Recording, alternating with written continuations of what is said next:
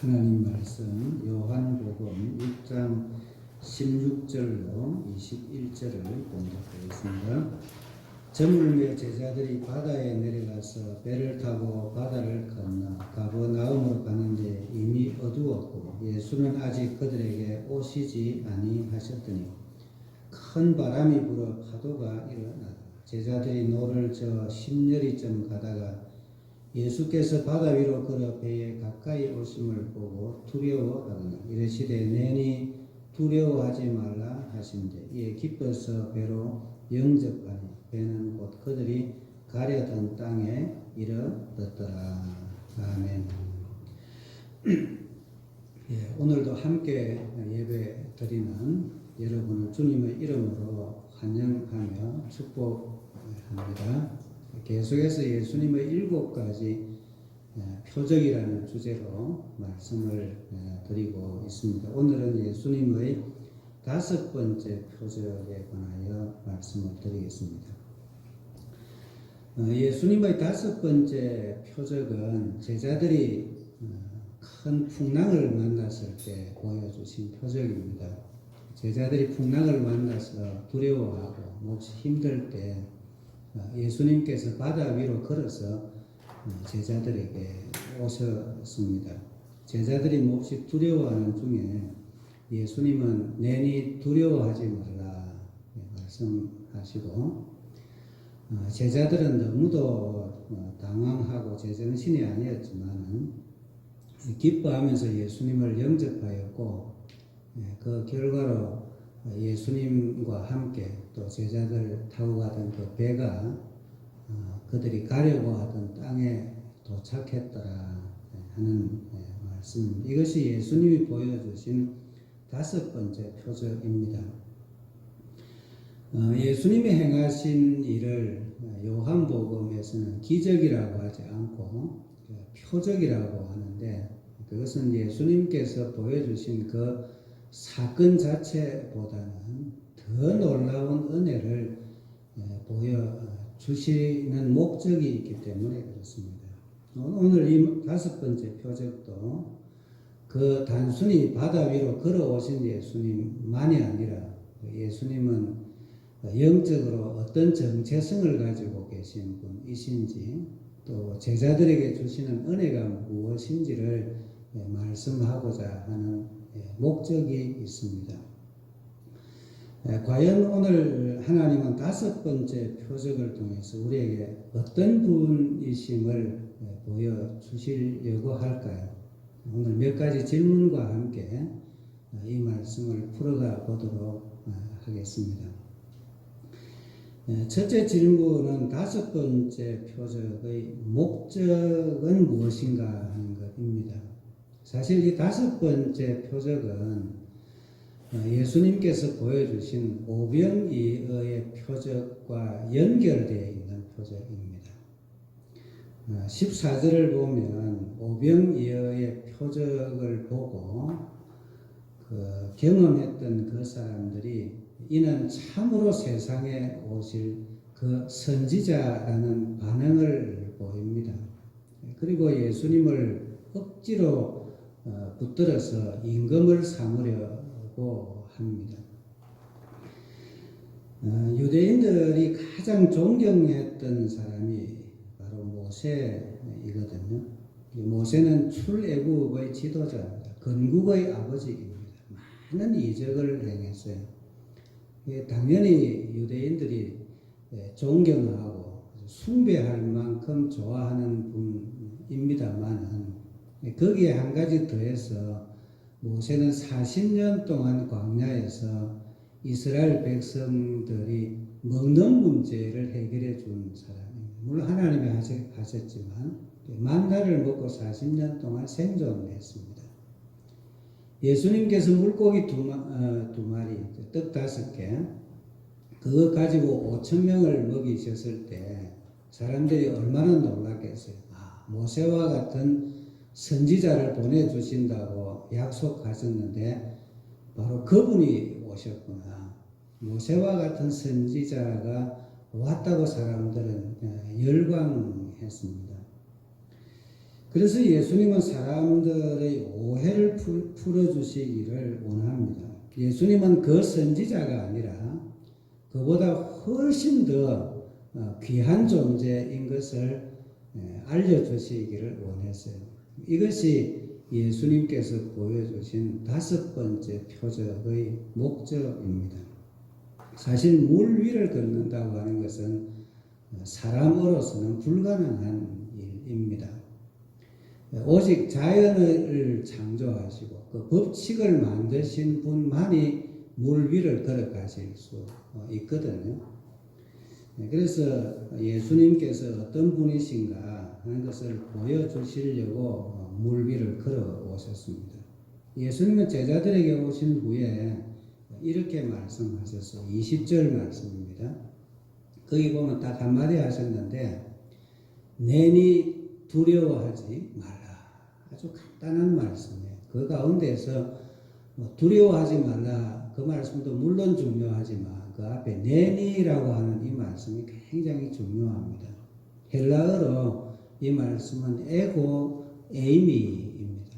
하나는 주어고 하나는 동사인데 영어로 말하면 I am 이라는 말입니다. 나는 나다. 이걸 한국말로 그대로 번역, 직역하면 나는 나이다. 그렇게 번역될 수 있는 말입니다. 사실 요한복음에 보면 예수님께서 자신의 신분을 선포하시는 말씀이 7번 등장하거든요.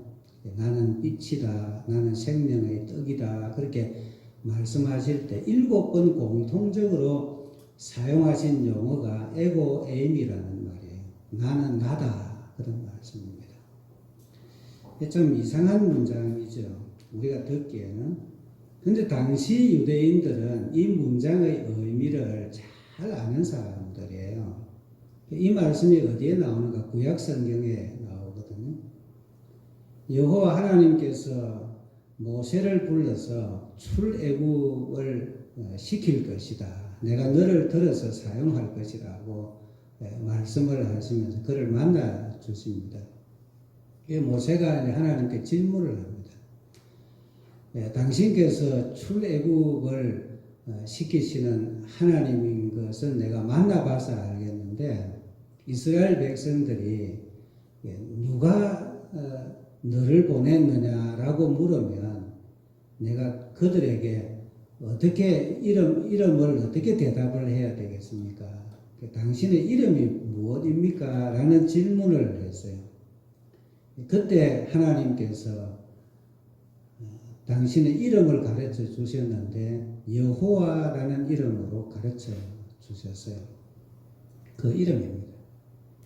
출애굽기 3장 14절에 나오는 하나님의 이름 여호와라는 이름입니다. 구약 성경 헬라어 번역본이 있습니다. 70인역이라고 예수님 오시기 훨씬 전에 구약 성경 헬라어를 히브리어를 헬라어로 번역해 놓은 성경입니다. 그 번역본을 읽어보면 이 여호와라는 이름을 헬라어로 번역할 때 에고 에이미라고 번역이 되어 있습니다. 놀라운 일이잖아요. 우리 성경도 여러분 보시면 그 3장 14절에 하나님의 이름고 앞에 1이라고 이렇게 놓고 밑에 관주에 보면 나는 나다라고 번역이 되어 있는 거 여러분도 보실 수 있을 거예요. 바로 그 말입니다. 에고 에이미라는 말이에요. 하나님의 이름입니다. 그래서 이 유대인들은 이 하나님의 이름을 자기 입으로 절대 발음을 하지 못합니다. 너무너무 거룩한 하나님의 이름이기 때문에 이 이름을 읽을 때는 여호와라고 읽지 않고 아도나이라고 읽어요. 적을 때는 여호와라고 적고 읽을 때는 주님이라고 읽는 겁니다. 하나님의 신명이에요. 성경을 필사할 때 이 여호와라고 하는 신명이 나오면 그 적던 펜을 놓습니다. 그리고 엎드려 경배를 합니다. 하나님의 이름 앞에 경배를 하고 하나님의 이름만 적는 그 펜을 들어서 두렵고 떨리는 마음으로 이 글자를 적어요. 4글자로 되어 있거든요. 그 글자를 적고 난 뒤에 다시 또 성경을 적는다고 합니다. 그만큼 두렵고 거룩하고 너무도 공경할 만한 그 하나님의 이름이 여호와라고 하는 이름, 유대인들이 다 아는 이름이에요. 우리가 읽고 있는 개역 개정판에 보면 이 이름을 아주 멋있게 번역을 해놓았는데, 나는 스스로 있는 자니라. 참 멋진 하나님의 이름입니다. 우리 하나님은 부모님이 계신 것도 아니요, 누구의 도움을 받아야 되는 분도 아니요, 스스로 존재하는, 이 세상에 있는 모든 것들을 존재하게 하시는 근원이 되시는 분인 줄로 믿으시길 바랍니다. 그런데 이 세상에 사람으로 오신 그 예수님이 나는 에고 에임이다 라고 말씀하시는 거예요. 이게 무슨 말씀이에요? 하나님께서 이 땅에 오셨다는 말씀이에요. 여러분, 요한복음을 보시면 요한복음 1장 1절은 그 예수는 곧 하나님이시니라 라고 기록되어 있습니다. 요한복음은 예수님을 하나님으로 증거하는 복음서입니다. 이 말씀은 창세기 1장 1절 태초에 하나님이 천지를 창조하시니라고 하는 모세가 적은 그 말씀보다도 정말 놀라운 말씀이에요. 요한은 그것을 증거합니다. 왜냐하면 요한이 직접 그분을 만났기 때문에 그래요. 그분을 만났기 때문에. 생명의 말씀, 세상을 창조하신 그분을 요한은 인격적으로 만난 거예요. 그걸 증거하는 겁니다.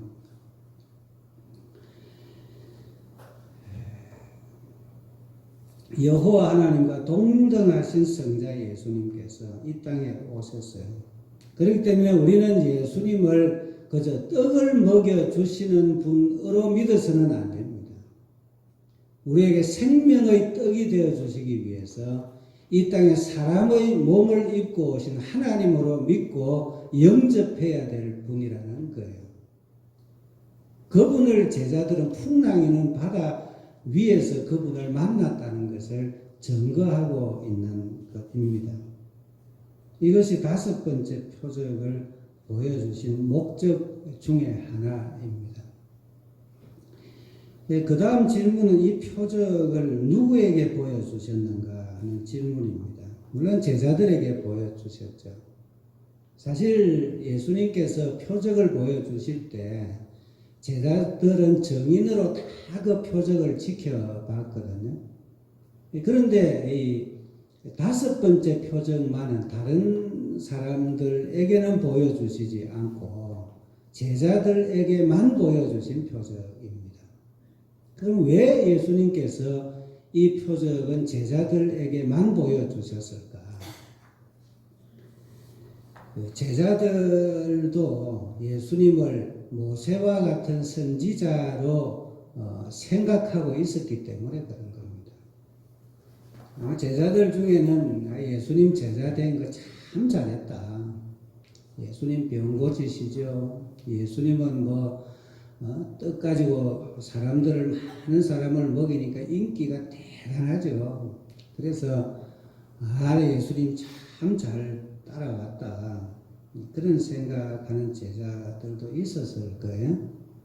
그랬으면 이 제자들은 종교 지도자는 될 수 있었을지 모르지만 하나님의 복음을 전하는 예수님의 참된 제자는 될 수 없었을 거예요. 그렇기 때문에 예수님은 그 제자들에게 나는 그와는 다른 존재인 것을 가르쳐 주시기를 원해서 그래서 풍랑을 만나게 하셨습니다. 사실 이 풍랑은 자연현상과는 다른 풍랑입니다. 이 갈릴리 바다는 그 지구 표면보다도 200m 이상 아래에 위치하고 있고 지형 조건이 아주 특이하기 때문에 제자들은 어부잖아요. 그런 풍랑을 가끔 만났던 풍랑이라고 그래요. 그런데 그날 만났던 그 풍랑은 자연 현상에서 일어나는 풍랑과는 좀 다른 풍랑이었어요. 왜냐하면 우리가 요한복음에 보면 그 제자들이 10여리쯤 노를 저 가다가 예수님이 오시는 것을 보았다. 그렇게 기록이 되어 있잖아요. 그런데 이것을 마가복음에서 읽어보면 밤 사경쯤 되었을 때에 예수님께서 오셨다. 그렇게 되어 있습니다. 이 사경이라고 하는 것은 그 당시에 파수꾼들이 이 교대로 불침번을 쓸 때에 네 번째 파수꾼이 보초를 서는 때를 말합니다. 그게 마지막 보초거든요. 그래서 새벽 4시부터 6시쯤 되는 시간을 사경이라고 그러는 거예요. 그러면 예수님 제자들이 언제 출발했죠? 저물 때 출발했어요. 그런데 사경이면 새벽이 다 돼가는 때잖아요. 그래서 이 시간을 아마 7시간 내지 8시간 이상 되었을 것이라고 합니다. 제자들이 평생 살아오면서 한 번도 만나보지 못한 엄청난 풍랑을 만나고 정말 고생을 한 거예요. 이걸 말의 어떤 표현으로 말하면 사경을 헤매고 있을 때, 그때 예수님께서 제자들에게로 오신 거예요. 마가복음에 보면 예수님께서 풍랑을 만나고 제자들이 힘겹게 노를 저으면서 고생하고 있는 걸 다 보고 계셨다고 성경에 기록을 하고 있거든요.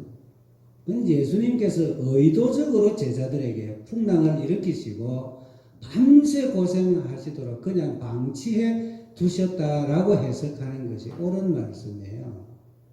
자연현상이 아닌 거예요. 왜 그렇게 하셨을까요? 그들은 모세가 만난 하나님을 만나야 했던 사람들이기 때문에, 모세가 만났던 하나님을 만나야 했기 때문에. 앞서 제가 모세가 하나님을 만난 사실을 말씀드렸지 않습니까? 모세는 하나님을 언제 만났습니까? 나이가 80세 됐을 때 만났어요. 애굽에서 왕자로 40년 지냈습니다. 또 광야에서 양치는 목자로 40년을 지냈어요. 아주 오랜 세월 자기 자신에게 실망하고 또 절망하고 그렇게 40년 지낸 후에 여호와 하나님을 만났습니다. 고난이 없이 하나님을 만나면 얼마나 좋겠어요. 근데 모세가 고난 없이 하나님을 만난 것이 아닙니다. 아주 오랜 세월 동안 고난의 세월을 지낸 후에 하나님을 만났어요. 그리고 하나님을 만난 그 이후에 출애굽의 지도자가 됐습니다.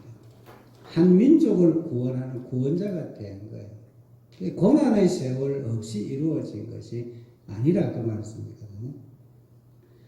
요한복음을 기록한 그 요한이 이 사건을 겪을 때는 단순한 한 사건으로 생각했을 거예요. 그런데 그 뒤에 그가 예수님의 제자가 돼서 교회를 섬기고 여러 가지 고난과 박해를 당하고 지나고 나면서 그가 겪었던 그 사건을 돌이켜볼 때 이것은 단순한 사건이 아니었다.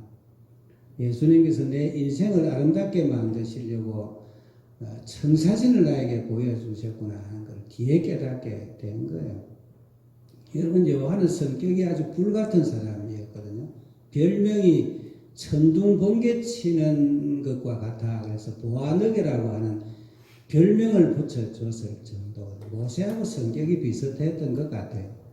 모세도 자기 동족을 괴롭히는 애국 사람을 쳐서 죽였잖아요. 요한도 아마 성격이 그런 비슷한 불같은 성격이었던 것 같아요. 그런데 요한이 고난 가운데에서 교회를 섬기면서 나중에 그의 별명이 사랑의 사도라는 별명이 붙었어요. 여러분, 모세도 이 지상 가운데 가장 온유한 사람이라는 별명을 얻었잖아요. 두 사람이 아주 비슷합니다.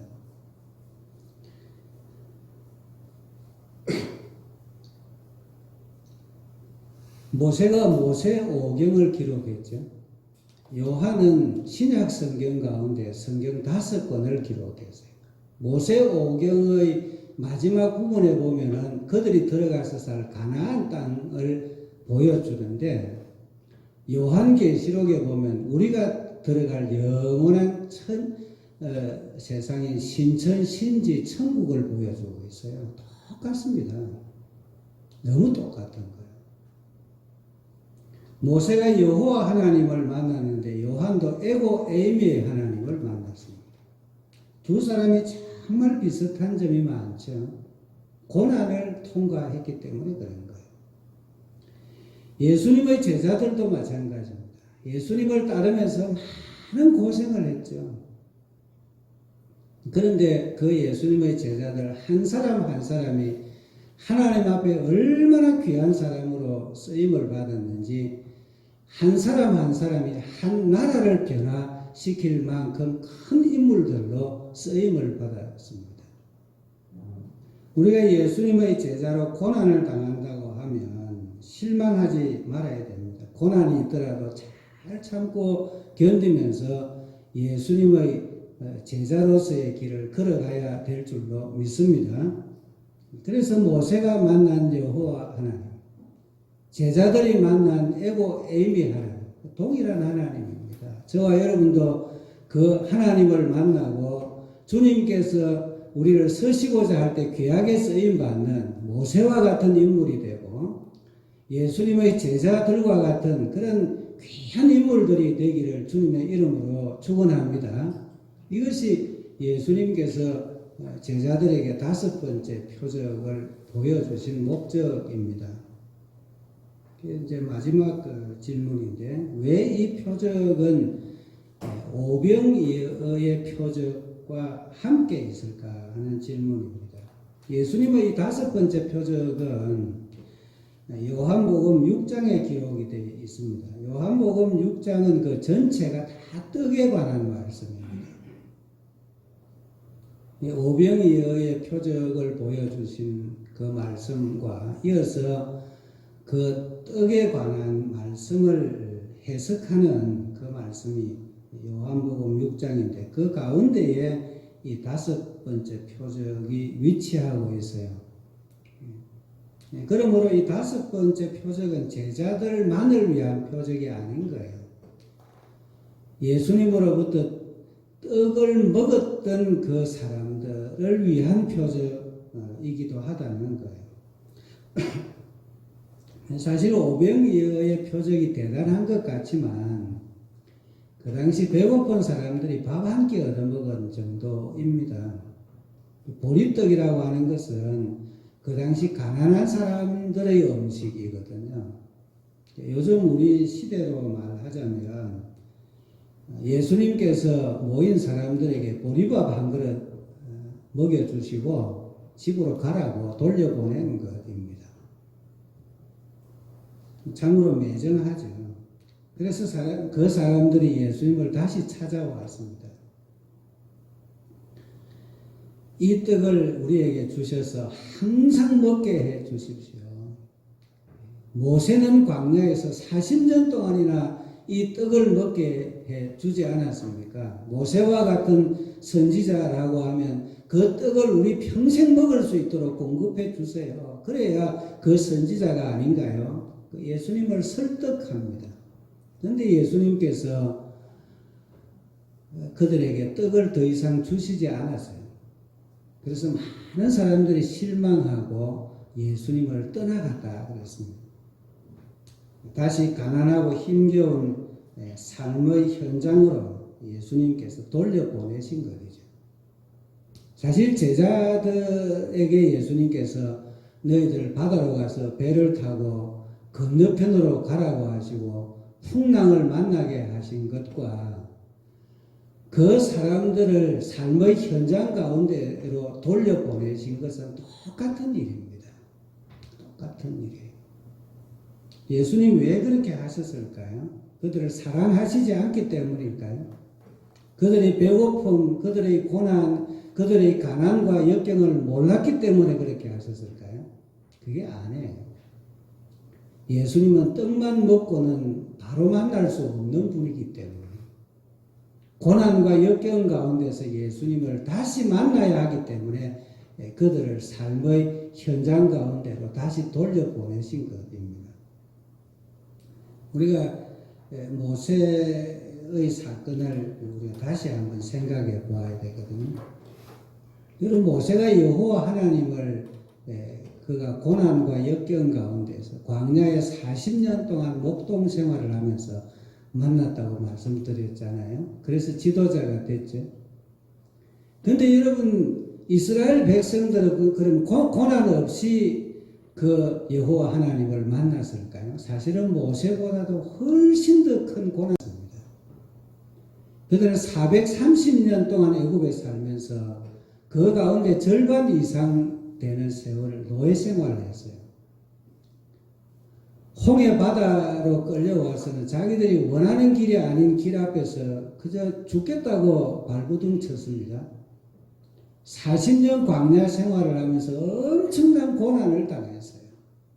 고난 당하면서 여호와 하나님을 인격적으로 만났습니다. 하나님의 백성이 된 줄로 믿습니다. 원래 그분들은 그 하나님의 백성이라고 말하기에는 굉장히 부끄러운 사람들이에요. 물론 신앙이 참 좋았던 야곱의 그 12아들들을 조상으로 두었지만 그 조상들로 말하면 아주 그냥 뭐 오합지졸과 같은 사람들이었어요. 큰아들부터 간음죄를 지었죠. 둘째 아들, 셋째 아들은 살인죄에다가 약탈을 했죠. 그리고 그 형제들이 합하여서 요셉을 인신매매해서 팔아먹고 아버지에게는 옷을 찢어다가 양의 피를 묻혀다가 사기를 치는 사기꾼이었잖아요. 좀 죄송합니다. 이스라엘 백성들이 들으면 대노할 일이지만 다 있는 사실 그대로 말씀드리잖아요. 하나님의 백성이라고 하기에는 부끄러운 백성들이었어요. 그런데 그들이 오랜 세월 동안 고난의 세월을 지나면서 하나님께서 그들을 다듬으시고 가나안 땅을 정복해서 하나님의 나라를 세우는 주인공들이 되게 한 줄로 믿습니다. 고난 없이 여호와 하나님을 못 만나는 거예요. 신명기 32장 11절에 마치 독수리가 자기의 보금자리를 어지럽게 하며 자기의 새끼 위에 너풀거리며 그 날개를 펴서 새끼를 받으며 그 날개 위에 새끼를 없는 것 같이 인도하여 내셨다 그랬습니다. 여러분, 독수리가 보금자리에서 그냥 크면 그저 집에서 키우는 닭과 같은 새밖에는 안 되는 거거든요. 독수리가 보금자리에서 새끼를 낭떠러지로 떨어뜨려서 그래서 훈련을 시키는 것처럼 하나님께서는 당신의 백성을 하나님 백성 만들기 위해서 고난의 광야 가운데에서 훈련을 시키셨다는 그런 말씀이에요. 그 결과로 가나안 땅을 정복하는 하나님의 백성이 된 겁니다. 여러분, 나라가 세워지는 데는 경제가 참 중요합니다. 나라는 경제적으로 부유해지면 천하 만민들이 그 나라에 살겠다고 이민을 오고 그렇게 합니다만 교회는 떡만으로 세워지지 않습니다. 고난을 통해서 교회가 세워지는 거예요. 우리가 초대교회의 역사를 보면 성도들은 신앙 때문에 고난당하고 박해를 받고 그저 기독교가 국교가 되기 전까지 로마의 지하 무덤 카타콤에서 숨어서 예배를 드리면서 신앙생활, 그때 교회가 세워진 겁니다. 그런데 고난과 박해를 받으면서 그들이 예수님을 인격적으로 만났어요. 세상을 이끌어갈 만한 영적인 지도력이 거기에서 형성이 된 겁니다. 요한계시록에 보면 내가 내 환난과 궁핍을 아노니 내가 실상은 부요한 자니라 라고 말씀합니다. 교회는 고난 중에 영적으로 부요해지는 거예요. 우리나라에 복음이 들어오고 나서 놀라운 사건 중에 하나가 1907년도에 우리나라에 평양 대부흥이 일어난 일입니다. 이때는 경제적으로 너무너무 어려웠고 나라의 주권이 중국이나 러시아나 또 일본과 같은 세계 열강들이 우리나라를 집어삼키려고 했던 그런 아주 태풍 부는 앞에 촛불처럼 위태했던 그런 때라고 합니다. 하나님밖에는 의지할 대상이 없어서 사람들이 모여서 기도 드린 거예요. 평양에 있는 교인들도 모였지만 수십리 수백리밖에 있는 사람들이 자기 먹을 것을 짊어지고 걸어와서 그 교회에 모여서 함께 간절히 기도드렸습니다. 그 결과로 하나님께서 성령으로 임하시고 그들을 인격적으로 만나주셨고 고난 중에 영적으로 부여했던 것이 우리 한국교회입니다. 하나님의 성령이 임하면서 교회가 사회를 감동시키고 변화시킬 만한 그런 감화력과 능력을 받은 거예요. 그 결과로 오늘날 우리 한국 교회가 세워지고 대한민국이 세워진 줄로 믿습니다. 한국 교회는 새벽 기도로 유명한데 그때 새벽 기도가 시작됐어요.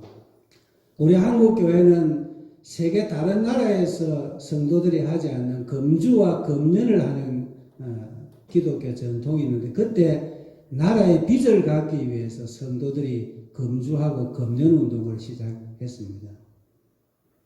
그 뒤에도 일제에 일본으로부터 식민 통치를 받았죠. 해방이 되면서 나라가 남북으로 분단이 됐습니다. 그리고 그 이후에 6.25 전쟁이 일어나서 많은 사람들이 피 흘리고 그리고 나라가 황폐하게 됐어요. 조금 살만한데도 여러 차례 경제 위기를 겪었습니다. 그러나 영적으로 부여하게 된 거예요. 그런데 오늘날 우리는 잘 살지만 과연 교회가 세상을 변화시킬 만한 영적인 감화력이 있나요? 너무도 연약한 교회가 되어가고 있지 않습니까?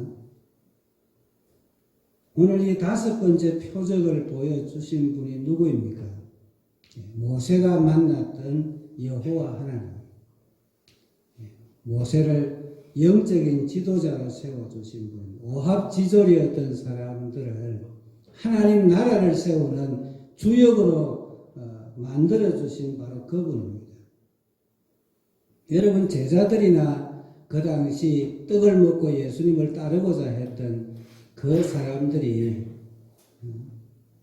예수님을 그냥 인격적으로 만나면 얼마나 좋겠습니까? 그러나 떡만 먹고는 예수님을 하나님으로 만날 수 없고 하나님의 백성이 될 수 없고 하나님의 백성을 인도하는 영적인 지도자가 될 수 없기 때문에 예수님은 떡 한 번 먹이고는 제자들은 풍랑을 만나게 하시고 그 사람들은 흩어서 세상 풍파 가운데 다시 던져 넣으신 거예요.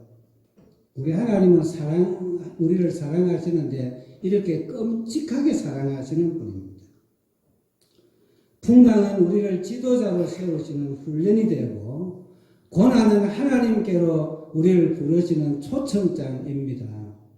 그리고 그 초청에 임할 때 우리에게 비로소 그 과정이 끝나는 겁니다. 21절에 보면 예수님을 영접하니 배는 곧 그들이 가려던 땅에 이르렀더라 말씀합니다. 짧은 결론입니다. 여기에 풍랑이 잔잔하게 됐다든지 그런 말씀이 일절 없습니다. 근데 이 말씀을 주석에서 보면 시편 가운데 107편이 있거든요. 43절로 된 말씀인데 그 말씀을 딱 한 구절로 요약해 놓은 말씀이라는 것을 알 수 있습니다. 여러분이 설교를 들으신 후에 꼭 시간을 구별해서 시편 107편을 꼭 읽어보셔야 돼요. 거기에 하나님께서 우리에게 주시고자 하는 은혜가 거기 다 포함되어 있습니다. 요약하면 하나님께서는 고난을 통해서 당신의 백성을 부르시고 그리고 만나주신다는 말씀을 하시는 거예요. 우리 시대의 코로나19와 그리고 그 관련된 일들로 인해서 우리에게는 고난이 있습니다. 그동안 한국교회가 부족했기 때문에 하나님께서 벌을 주시는 것이 아닌가라는 말을 하기도 하지만 사실은 하나님 벌 주시는 것이 아닙니다. 더 놀라운 예수님을 만나게 하시는 기회인 줄로 믿습니다. 우리 교회가 잃어버렸던 영적인 지도력을 다시 회복되게 하시려는 하나님의 뜻이 있습니다. 고난 중에 저와 여러분 낙심하지 마시고 우리를 만나시고 또 우리를 들어서 귀하게 쓰시고자 하는 그 주님을 인격적으로 만나고 영접하시는 그런 은혜가 있기를 주님의 이름으로 축원합니다. 예수님을 만나면 우리 마음속에 마음의 풍랑이 잠잠해질 것입니다. 예수님을 인격적으로 만난 후에는 세상의 풍파도 멈추게 해 주실 것입니다. 다 함께 기도 드리겠습니다.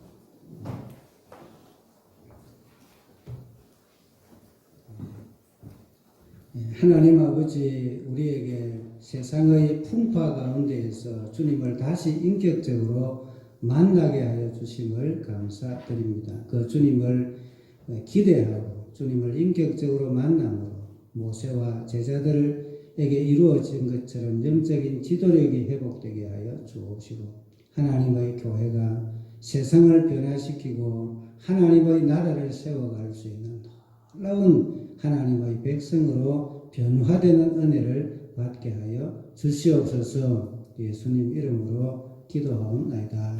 아멘. 찬송 390